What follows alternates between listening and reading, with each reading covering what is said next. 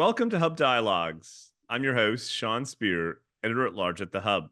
I'm glad to be back in conversation with Amanda Lang for another installment of our bi-weekly video and podcast series on the key issues concerning Canadian business, economics, and public policy. In today's conversation, we'll discuss new Statistics Canada data that shows millennials have overtaken baby boomers as the country's largest age group and its economic and political implications. We'll also cover the Trudeau government's agreement with the NDP on new pharmacare legislation and what it may mean in the short and long term for Canadians' access to pharmaceutical drugs. Amanda, thanks as always for joining us. Hi, Sean. Well, my age group has finally done it. Statistics Canada reported late last week that millennials now outnumber boomers, which ends the latter's 65-year reign as the country's largest age cohort. Amanda, what's your initial reaction to the news? Well, my initial reaction, and I'm just reliving it here, is that poor old Gen X, which is me, just gets completely ignored in the whole thing, start to finish. We are irrelevant. Congratulations for reminding me of that. We, of course, we pay attention to these cohorts because the boomers were so influential, because it did have a dramatic impact on our economy, on the types of spending patterns, and therefore the types of policies. And I guess my first reaction is that's probably not going to change. They're still with us, even though they're slightly outnumbered. And of course, thanks to the way death works, they will reduce in number every year. However, their influence politically will stay with us. So will there be a sudden shift? No. But I do think really interesting things are going on here. And not least, as everybody will note, the increase in the size of that millennial cohort was almost entirely driven by immigration and non-permanent residents. So that struck me as something of a pyramid scheme, because of course we need the younger generations to be supporting that older one. But now we've created a sort of a secondary bulge in the millennial group, and poor old Alpha, which is the cohort born between 2013 and now, doesn't really have a shot. There are as many Alphas born in total as immigrants last year. So it's going to be tough to keep up when you're trying to support those in retirement.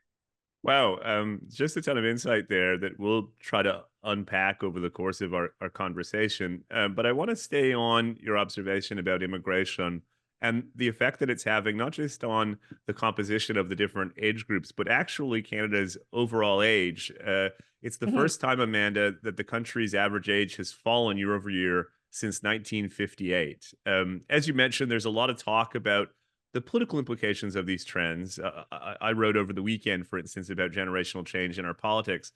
But I wonder what the business consequences might be. Will we start to see notable changes in advertising or consumption patterns or other aspects of business life? How will the boomer dominance decline affect things, if at all, in your mind? It seems reasonable to expect that it will, and it should, because of course those are the forces you're talking about. They're very flexible and responsive, and they absolutely should respond to whatever the existing kind of demographic is. One of the biggest factors, of course, about aging is that we do change our consumption patterns. And so the implications for the economy, for the housing market, for the job market, those are all real. Now, they're not quite what comes out of the textbooks, as we know, because we are not just living longer, but working longer. Lord knows, staying in our homes longer. I mean, one of the reasons, of course, younger people can't get their hands on those single family homes is their parents are still in them and won't get out because they don't want to. They don't have to. And so we are seeing sort of changes in what we would have considered, I think, a generation ago to be the norm around this. One thing I will say on the age thing, you probably came across this, but the Fraser Institute actually crunched the numbers on one point on what happens as your population ages. And their claim is that for every 10% increase in the size of the population over 65, by which they mean retirement age, presumably, your GDP growth reduces by 0.23%. That's material. 0.23% is a lot in terms of reduction in growth rate over time. And so the question is, was this the genius of the McKinsey immigration plan that Canada is now living out? Are we offsetting that by bringing in 41-year-olds? And that's great. That's very good news for us. The only thing I will say is, of course, we're bringing them in, but we're bringing them into a slow growth, poor productivity environment. So we might not be getting the benefits that we should be getting. But at least it shows you that the rationale for bringing in younger immigrants, it doesn't just solve immediate problems in the economy, it does solve a longer term problem. Yeah, that's a great observation. For listeners and viewers who are interested in immigration and how it interacts with some of the issues that Amanda and I are talking about, I'd encourage you to check out a recent episode of Hub Dialogues where I spoke to Lisa Lalande, the CEO of the Century Initiative, which of course has championed a large increase in our immigration with the goal of ultimately reaching 100 million Canadians by 2100. Amanda, if it's okay with you, I'd like to stay for a moment on the kind of cultural and business dynamics because it just interests me so much, in large part because of something you said earlier, which is that we really have been living in an economy conceived of and designed for baby boomers for a long, long time. Mhm. And that makes good sense. At their peak, boomers represented 40% of the entire population.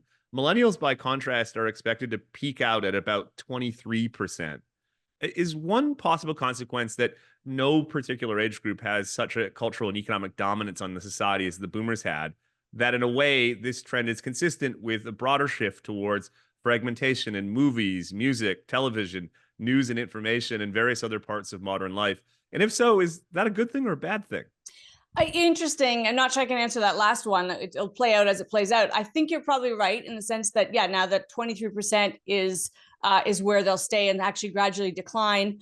And will they have the influence? The other trend, of course, that's new is we have never seen this number of generations occupying the economy / workforce at the same time. So those Yes. boomers actually have to be responsive to the millennials. And by the way, don't forget old Gen Z, which is we're just skipping over Gen X, so we all continue to do it. But there's Gen Z coming up in the bottom, which have unique characteristics of their own. And so I think the real actual beauty of this is it used to, I think economically speaking, it sort of felt a bit like a baton pass, right? Now the boomers will sort of shape our public policy and our, the advertising market and what products we'll see and consume. And yes, will there be more of a mixture now? I think it stands to reason that there will. I think that's very healthy. It may well be, in sort of a cliche way, that these younger cohorts will kind of keep that older generation young. And keep them modernizing and evolving in a way that maybe their parents or grandparents wouldn't have, which is great for them, great for the economy. I'll go back to all of this would be better if we had a better landscape to sit in. In other words, if our supporting policies were more productivity enhancing, I think this would be more exciting. But either way, it's exciting socially. I think we're already seeing it. Work from home is a very much younger cohort driven exercise. We ignore that at our peril, and I think it's a good thing, right? Most of us work the way our great grandfathers worked. It doesn't make any sense anymore. Why not evolve a little bit? Yeah, it's fascinating to sort of speculate on what those possible changes to the economic or cultural environment may be. Maybe we'll see fewer remakes of movies that boomers first saw in their youth, for instance, or as you say, different expectations around workplace norms or social relationships or whatever. I have to come to policy and politics, though. It's something we talk about every couple of weeks. We're having this conversation on February 27th. Just last week, Amanda, the British Columbian government tabled its 2024 budget, and there was something in there pretty interesting. The government effectively acknowledged kind of intergenerational inequity as it relates to healthcare spending, and in fact, committed to trying to move in the direction whereby there's a more equal distribution of spending in general, but in particular, thinking about some steps that can be taken so that we don't have merely a pay-as-you-go system whereby annual revenues have to defray the cost of annual expenditures, but even trying to build a bit of a nest egg to pay for the increasing demand on services that will inevitably come from aging demographics. Is that possibly a window into a new world in which governments are more responsive to younger cohorts, including millennials? Well, I will say I thought the BC budget was a fascinating document. Not everything, of course, will come to pass, but in terms of activism and sort of innovation and policy, for better or worse, there's a lot in there. This is one example. There were other things I'm less enamored of. I guess the acknowledgement of the inequity, the generational inequity, I think is good. I think we can see it, of course, in other places very clearly, and most often we notice it in the green transition and climate change and what we're leaving to our children and their children. How we address that is an interesting concept. I guess the only question is the devil will be in the details of how you pre-fund something that's barely funded on the pay-as-you-go model. So, how do you create kind of room? And that's also true, I suppose, of climate change. We can barely meet our current obligations. So this notion that we will bank something because we owe it to the future, I think most of us are counting on the fact that the future will innovate and find ways to make up for our shortcomings, which is also in some way the legacy of one generation to the next. We give them raw materials, they do better. I hope that's still going to be the case. But it was an interesting concept, and I think it's a worthy one to address, right? It's at least to acknowledge that we are leaving younger people with a slightly poorer starting point than we had. That's unfortunately just a fact in the Western world. Yeah, if I was advising a politician in looking out at this changing demographic landscape, I would probably be focusing less, Amanda, on taking things away from older voters. That's a pretty tough road to hoe. But I do think that there probably is a case that we'll start to see politicians kind of lean in a bit more on proposals that really target millennials and younger generations. Just to sort of, at the risk of spitballing a bit on our podcast, one thing I've been thinking increasingly about is whether there's a case that we ought to match the present lifetime exemption on capital gains with something like a lifetime exemption on income taxes, whereby an individual could effectively have a lifetime basic personal exemption of, say, $250,000, which would shield income from taxation as people are entering the workforce, paying off student loans, starting to save for a down payment, or starting a company, or building a family, or whatever. One of the virtues, I think, of that model, there are no doubt a lot of challenges, including thinking about transition and when you start such a policy, and who's on the other side looking in, and the potential risk. But one of the upsides, as it seems to me, is it would meet the test of progressivity, because high income earners would effectively exhaust the exemption just faster than lower income earners. But ultimately, everyone would benefit from something like that.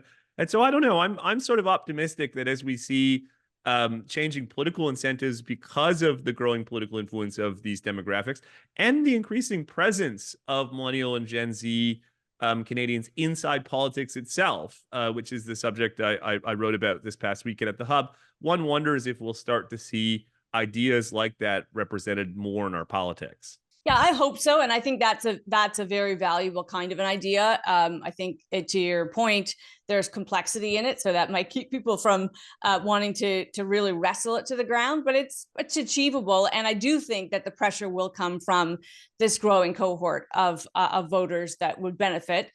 It is, of course, that hugely politically influential older group that would be perhaps the least enamored of that policy, although it would benefit their own offspring in many cases. So there's some incentive all around, and it just makes sense. So I'm with you. I don't know how you land on the right number. 250 seems high to me. I guarantee that any government that trotted out would start with a number that was way too low. But somewhere the concept, of course, is the important thing. That's kind of the first principle of it. And I agree that's the kind of innovation that we may well have to get to. Well, great conversation. We'll have to come back to this in a subsequent conversation, because I'm really fascinated in the interaction between demographics and business and culture and politics. We only touched on film, but no doubt this is something we can speak about on another one of our biweekly conversations. But what we were just talking about, the potential policy implications, is a good segue into our second topic, which is the new pharmacare deal between the Liberals and the NDP. Will apparently see draft legislation soon that outlines the details of the plan. For now, we're told that it covers diabetes medication and contraception. It's not clear how ambitious it is beyond that, and how it will be implemented, including the ultimate role of the provinces. And Amanda, in your mind, does this have the potential to be a big deal, or is it more likely to be tinkering on the margins? Yeah, I mean, unfortunately, so back to this notion of, a set of first principles that you work from, I don't know that this pharmacare deal will achieve a grander vision ultimately. It will come down to how it's implemented, how it's accessed. and what we want from it. And it feels to me as though we're going to start with an unambitious version of what it could be. The most ambitious version, of course, would be difficult, and this isn't the first time it will occur to anybody that if we tried to do any of the many things we take for granted, but which make our country great today, it would be nearly impossible, from building the Trans-Canada Highway to implementing Medicare. We just getting kind of consensus around these big, complex ideas seems harder today. It is harder because there are just more people involved with rights and the ability to intervene. So this one, we already heard from Alberta that it will opt out, but thank you, we'll take the cash. Which to me undermines the point of the thing, or at least the principle that I'd like to see at play here. I also would put my hand up and say, why those two drugs and not others, and other people will do the same. But in terms of sort of figuring out how it might look and work, I don't know about you. I mean, I'm glad we're moving in this direction. It seems like a sensible thing to pursue. I just, that it will come down to how we implement it, because that'll make a big difference in how we use it and interact with it, and ultimately how it kind of shapes further policy. Yeah. NDP leader Jagmeet Singh has said that the government is committed to a single payer model, though it's unclear whether he means, Amanda, for a narrow formulary that would sit alongside private plans, or something more ambitious that ultimately might even replace private plans. Mm-hmm. If it's the latter, is there any risk for the government that Canadians might actually respond negatively to disruptions to their current insurance? I mean, there is a risk, and we've seen this. I mean, there is a parallel, of course, in the effort in the U.S. to introduce a kind of a more single-payer universal model of healthcare. When there's a system that's working for a great number of people, any disruption will feel disruptive. That's just the nature of the thing. Is it worth it? Is that a worthy exercise? I think so. I mean, one of the biggest friction points here will be all of the intermediaries that are already in place, functioning well, supporting a system that, as you say, works for the majority, actually, of Canadians at the moment. And how do we cross over to this other vision, and is it worth it, is really the question. So you could say, all right, well, we're just going to target those, as this is now doing, those Canadians that aren't currently covered, and that's a worthy endeavor.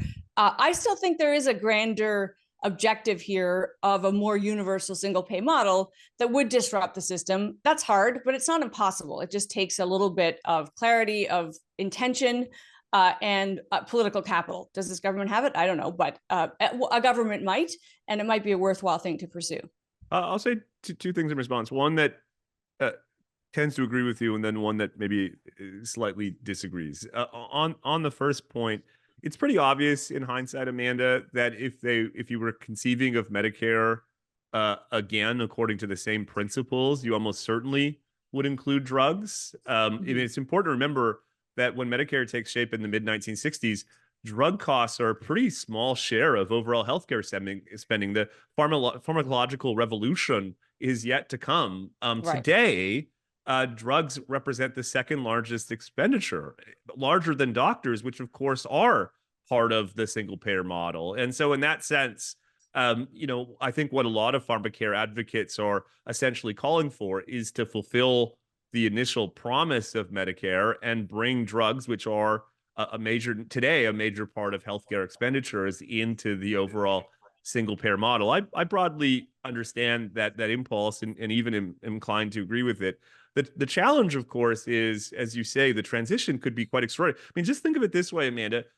Presently, employer-provided health and dental benefits, which extend to something like 60 or 70% of Canadians, are a tax-free benefit. That's something provided for under our tax system. A decision was taken, incidentally, in the post-war era to make those non-taxable benefits. And of course, we saw a shift from wages to those auxiliary benefits as a result.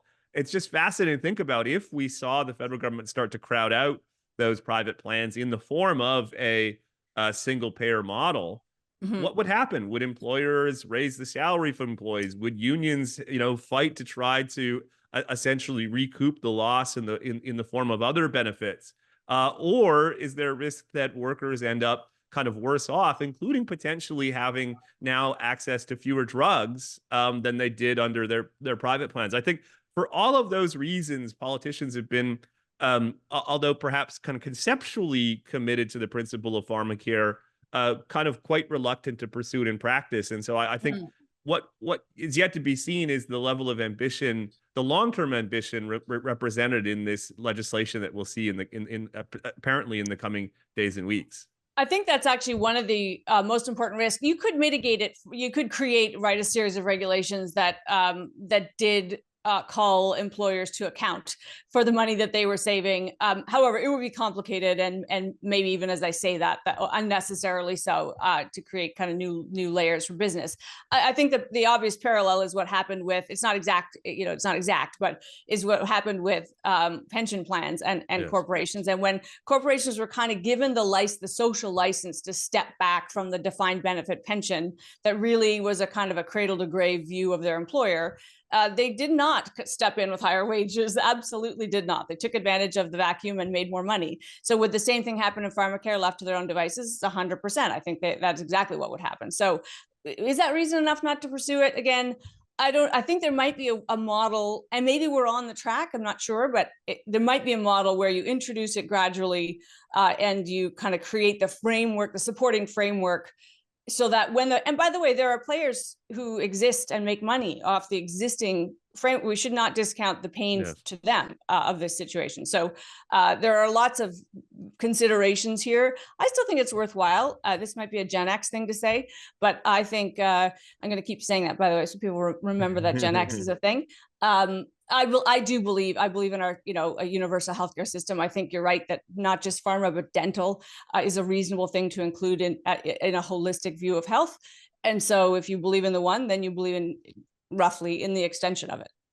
And I would just say to listeners and viewers who are disinclined to the proposal, maybe because they're, they come from a more market-oriented point of view, or they're concerned about the fiscal cost or whatever, I understand those instincts, but I would warn them that simply being opposed to this proposal is probably not going to be a sufficient response over the short or medium term. And here's why, Amanda. The case right now against this proposal is something you said earlier, which is the vast majority of Canadians are by and large well served by the status quo. As I mentioned, 60 or 70% are getting their insurance through their employer.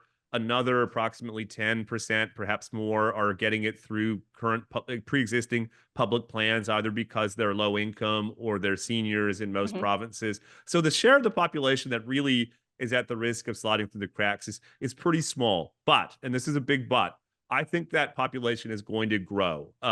As we see changes in labor market norms and an increasing share of the population involved in what you might describe as unconventional work, frankly, work like you and I do, we're going to see, I think, a smaller and smaller share of the population covered by employer-provided plans. And in that sense, the cohort that is going to be seeking a sort of policy response to the fact that they no longer have employer-provided health and dental benefits will invariably grow. And so if you don't like this plan, that's fair enough. But I don't think it'll be sufficient for very long to say, well, there's nothing to see here. I think we're going to have to see alternative proposals, like, for instance, a refundable tax credit that would enable individuals to go about purchasing their own insurance, maybe some kind of pooled model like we've seen on pensions, as you mentioned, incidentally. But I do think that the momentum for this type of proposal will grow because of some of the issues we started with, which is changing demographics and changing kind of workplace dynamics. I think you're right. I will just add one element you and I will agree on. I think the critics will have this as very low hanging fruit, and that is this isn't the kind of program that will win favor if it's deficit funded. It isn't really the kind of program that's suitable for deficit funding. And I think we can agree that's probably how this thing is going to be funded in the get-go. Although I did have this sort of cynical thought this morning over my newspaper, which is, the feds have kind of mused about how the federal government shouldn't be in the business of spending on any new roads. And that's caused obviously great consternation for many. I wondered whether that was like a little bit of signaling that that infrastructure fund that the provinces are waiting for clarity on may well be reduced, and that there's money coming out of that and into farmer. I don't know, but I wonder whether there's some pre-budget maneuvering around where the money goes and where it won't go. Having said that, people won't want to see a pharmacare plan that's deficit funded. I think most people will be in agreement of that. Oh, just a great conversation, from millennials to drugs to roads. Amanda, I want to thank you very much, and I look forward to catching up in a couple of weeks. Thanks, Sean.